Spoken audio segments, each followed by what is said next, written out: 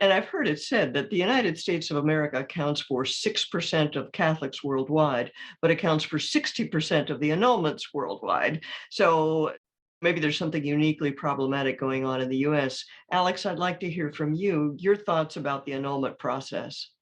Yeah, so just very quickly, yeah, that statistic comes from this article in 2011 from the Catholic World Report called Annulment Nation.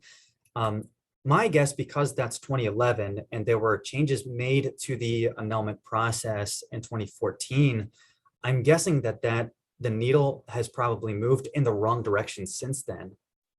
But Wow. again, that aside, looking at just those annulments that are true, legitimately given positive, a legitimate positive ruling of an annulment, what does that do?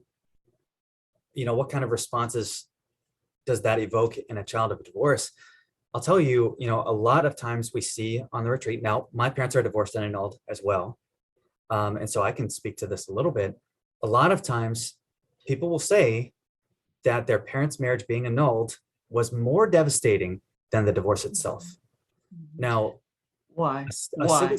yeah, a civil state declaring, a couple separating to be divorced doesn't, that's not what hurts about divorce. What hurts about our parents getting divorced is mom doesn't love dad anymore, and I can't see them both, and I have to go back and forth, and I feel this feeling of torn in two. And so, the state that can't even say that marriage is one man and one woman forever, for that state to say divorce, that doesn't hurt much. But for the church then to say there wasn't any marriage there in the first place, so take me, for example. I grew up in this Catholic intact family, 6 kids, parents teach NFP, all of this stuff.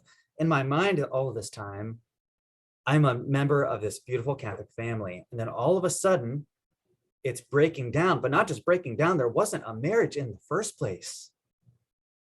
My thought, and the thought of many other children of divorce in this situation, we think, were these memories that I have of being a Catholic family, are they real? Right. Are they real? What about This these? is like this is like the ultimate rewriting the family history. Yeah. Yeah. And so what do I make now of all of these memories of Yeah. going to church and visiting grandparents all the time and doing all of the Catholic things? And I loved being a part of that and loved being, this kind of beautiful image. And now it's not just a breakdown of communication and practically going back in between, but at least, I'm not sure. I don't know all of the details of my parents' annulment. I'm not exactly sure if it was a good ruling or not. I don't know. Part of me thinks that it was not justly given.